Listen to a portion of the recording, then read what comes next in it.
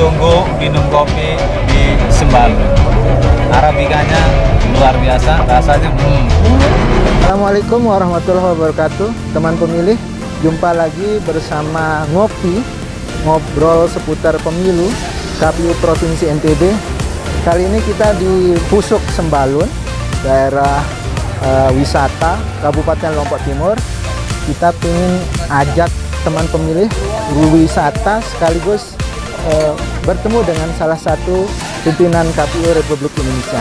Yuk ikuti keseruan kami.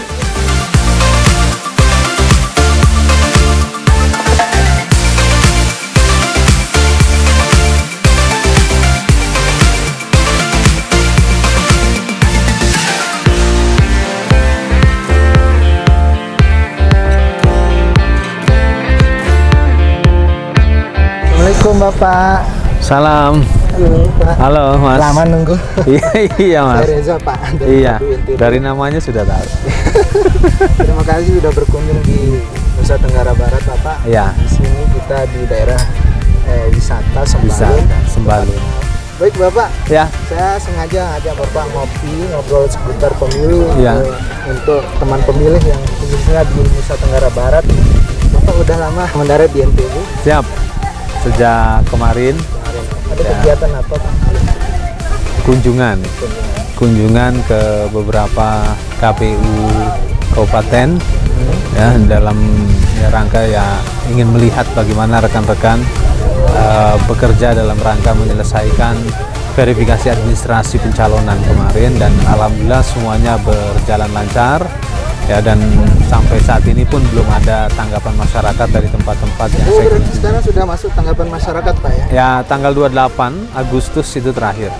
Apa sih diharapkan dari tanggapan masyarakat nih Pak untuk pemilih mungkin di NTB? Barangkali masyarakat memiliki bukti-bukti yang memadai ya, di mana misalkan ada pejabat publik yang dalam proses pencalonan ini tidak mengajukan surat pengunduran diri ya, dan ternyata masyarakat mengetahui bahwa yang bersangkutan adalah pejabat publik, dan kita ketahui pejabat publik yang mencalonkan diri menjadi calon anggota legislatif ya, mulai dari misalnya kepala desa, BPD ya, ataupun organisasi-organisasi yang sekiranya pembiayaan dari APBN atau APBD itu wajib mundur.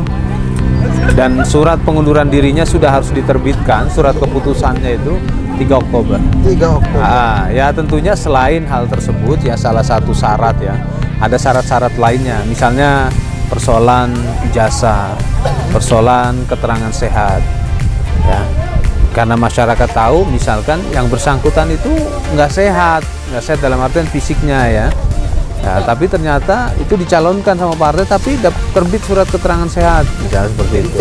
Calon anggota legislatif harus sehat jasmani rohani juga ya, serta bebas narkoba. Bebas narkoba. Ya, jadi bebas narkoba. Teman pemilih, jadi verifikasi administrasi yang dilakukan KPU sangat detail, mengecek seluruh berkas pencalonan anggota DPRD provinsi, bahkan yang tingkat pusat DPR RI dan DPD Bapak ya. Iya. Bapak mungkin siap. Kita perlu ngopi Pak. Boleh. Nggak hanya kita lihat-lihat bisa. Boleh. Kita perlu ngopi. Boleh. Dan tempat ini menginspirasi kita. Ini kan suasana sejuk sekali Mas. Ya, begitu juga dengan pemilu. Suasana pemilu harus sejuk.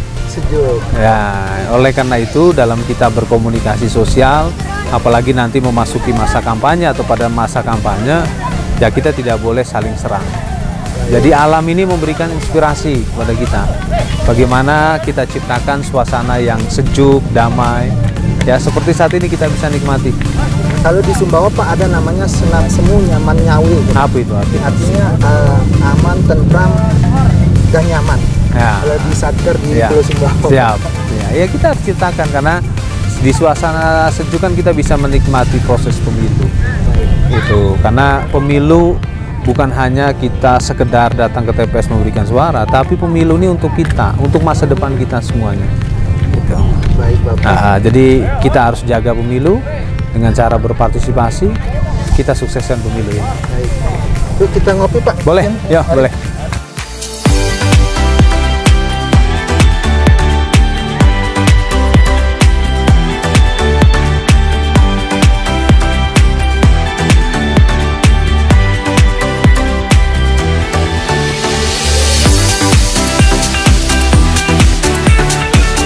kabar Mbak?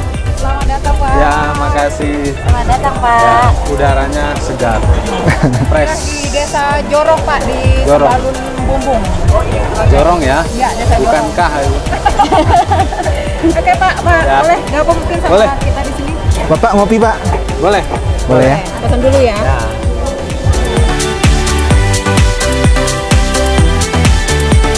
Bapak, kalau boleh tahu baru pertama atau udah pernah ke sini? The first time.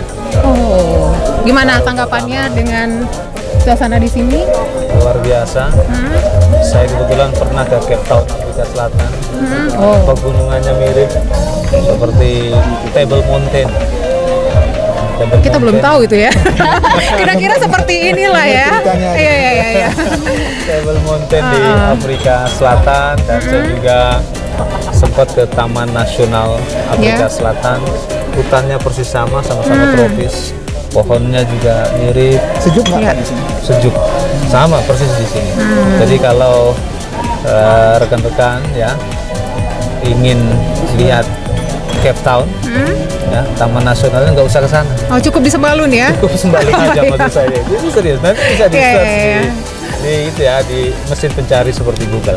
Oke, baik Pak. Mumpung Bapak ada di sini nih, kita boleh bertanya kan ya? Saya minum kopi Oh ya, dulu. boleh. Mari. Wah, kebetulan tadi Bapak udah pesan ya. Iya. Kopi Sembalun nih Pak, boleh dicicip dulu mungkin? Kopinya Arabica. Oh ya, betul. Tubruk Arabica. Gimana Pak? Mantap. Mantap, Oke, boleh kita lanjut Pak ya? tasty. Kebetulan kalau sekarang ini kan kita berada di tahapan DCS ya Pak ya, pengumuman DCS daftar calon sementara untuk. Pasca pengumuman DCS. Iya, ini dia. Ada masukan dan tanggapan masyarakat. Ya. Nah, kebetulan ada yang juga yang menyampaikan dari masyarakat nih.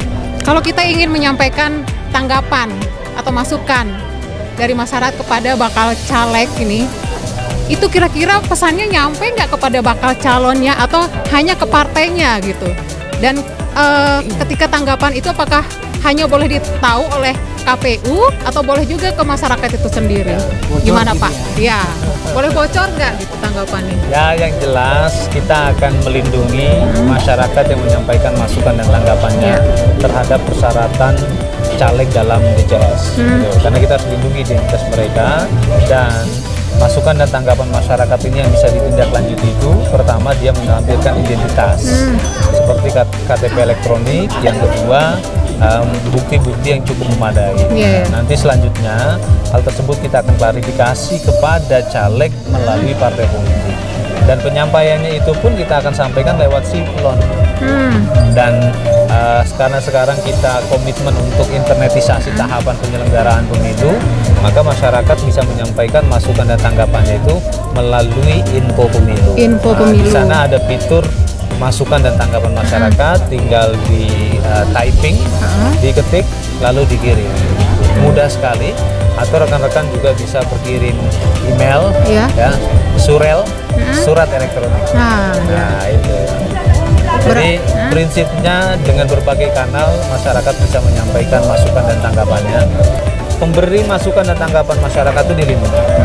Ya, kita lindungi. Berarti- Terus juga nanti kita akan konfirmasi ke caleg melalui partai, dan melalui apabila memang hasil klarifikasi betul yang bersangkutan tidak melaksanakan ketentuan persyaratan dalam pencalonan, misalnya ada caleg petahana. Caleg petahana ini maksudnya caleg yang saat ini aktif sebagai anggota dewan, Anggota. dan kebetulan mencalonkan diri di tempat lainnya, tapi yang bersangkutan tidak melakukan deklarasi diri bahwa yang bersangkutan adalah seorang anggota dewan aktif, dan yang bersangkutan tidak melaksanakan ketentuan pasal 16 Peraturan KPU nomor 10 tahun 2023, yang dimana mereka seharusnya menyampaikan surat pengunduran diri sebagai anggota partai.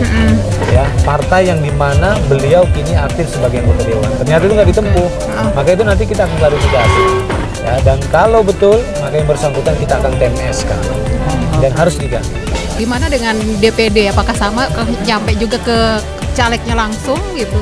Ya, DPD ini kan calon DPD ini kan calon. peserta pemilu. Ya. Kalau calon anggota legislatif yang namanya ada dalam DCS, ya, untuk pemilu DPR RI, DPRD provinsi, DPRD Kabupaten Kota itu bagian dari peserta pemilu. Sehingga kita menyampaikannya lewat partai politik. Pak, sambilan Pak kita. Oh iya. Luar biasa. Kalau di sini namanya Ambon goreng. Ambon goreng alias Jadi kalau di goreng. Jakarta Tambahin keju ini aja. itu apa? Singkong goreng. Singkong goreng keju kayaknya Pak. Fry singkong. Iya. Mari Pak. Silakan Pak.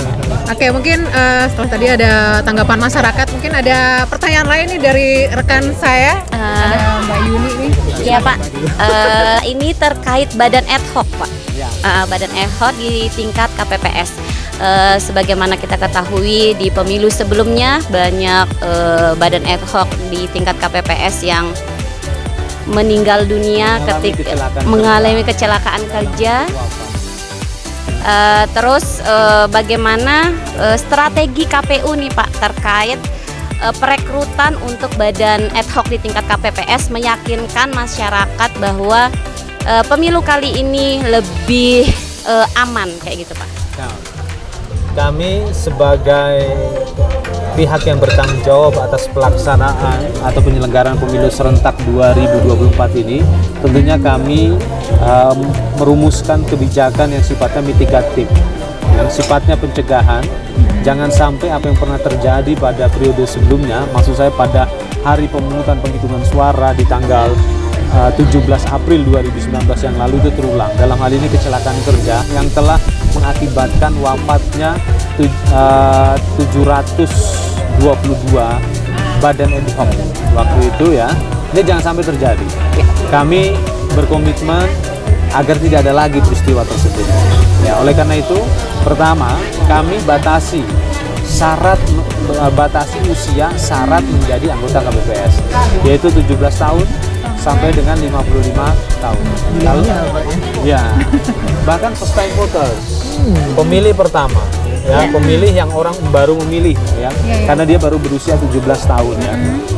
Usia 17 tahun sampai dengan 21 tahun itu disebut first time voters, pemilih pemula, yang pada pemilu di 2019 yang lalu belum pernah menggunakan hak pilihnya.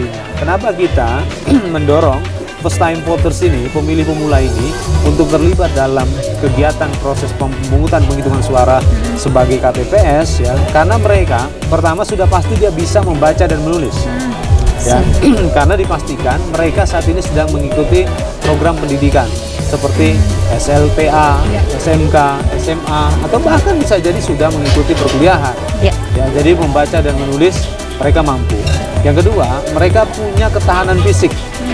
Ya, punya ketahanan fisik karena usianya masih muda. Seperti itu, ya. Kenapa dalam proses pemungutan penghitungan suara kita membutuhkan ketahanan fisik? Karena kecelakaan kerja yang pernah terjadi pada Rabu 17 April 2019 yang lalu itu karena faktor komorbid. Ya, jadi kelelahan yang luar biasa akhirnya mengakibatkan penyakit bawaan yang sudah ada di dalam fisik, ya, dalam tubuh anggota KPPS tersebut akhirnya kambuh, teraktivasi kembali. Itulah yang membuat faktor penyebab wafatnya penyelenggara pemilu pada waktu itu. Dan ini kami ketahui dari hasil penelitian Kementerian Kesehatan Republik Indonesia, dan ada universitas negeri di seperti UGM, ya, yang melakukan riset. Jadi karena faktor komorbid. Nah, itulah kenapa kami batasi dari sisi usia. Kalau dahulu itu tidak dibatasi dari sisi usia. Usia 60 tahun boleh jadi KPPS. Usia 65 tahun boleh jadi KPPS. Oleh karena itu pada kesempatan ini, ya, pada rekan-rekan pemilih pemula, karena peristiwa pemilu ini, ya, pemilu serentak 2024 ini penting buat perjalanan politik bangsa Indonesia. Mari kita menjadi bagian dari sejarah yang penting, terlibat sebagai anggota KPPS. Berarti kita bisa meyakinkan ke masyarakat sekarang Pak, ya, bahwa sistem pemilu kita untuk di pemilu kali ini lebih baik dari pemilu sebelumnya. Karena ada kekhawatiran sendiri Pak, kayak di desa saya agak khawatir mereka untuk mendaftar sebagai anggota KPPS kayak gitu. Aman Pak, ya, insya Allah aman pemilu kali ini. Nanti kita juga akan berkomunikasi dengan pihak Kementerian Kesehatan Republik Indonesia, apalagi KBRI telah menandatangani MOU dengan Kementerian Kesehatan Republik Indonesia didukung lagi dengan ketentuan yang terdapat di dalam pasal 434 yang dimana pemerintah daerah melakukan fasilitasi terhadap penyelenggaraan pemilu. Dan kita ketahui di setiap pemerintahan daerah ada yang namanya dinas kesehatan. Nah, kita akan dorong ya pemerintah daerah juga melakukan pemeriksaan kepada calon KPPS melalui Puskesmas. Ya, Pusat Kesehatan Masyarakat. Berarti yang nanti harus menyertakan surat keterangan kesehatan ketika mereka mendaftar Pak ya, menjadi salah satu syarat nggih. Kayaknya kita perlu jalan-jalan ke atas itu Pak. Mas, ini enak loh Mas. Singkong ya? Aduh, harus saya Ya, oke, kita habisin dulu ini Pak. Makasih traktirannya. Boleh ya dicicip.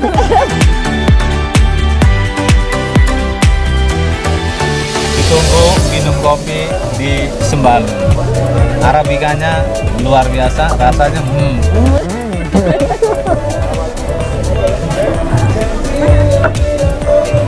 Thank you. Yuk Pak, kita ke atas. Terima kasih Pak obrolannya. Ya.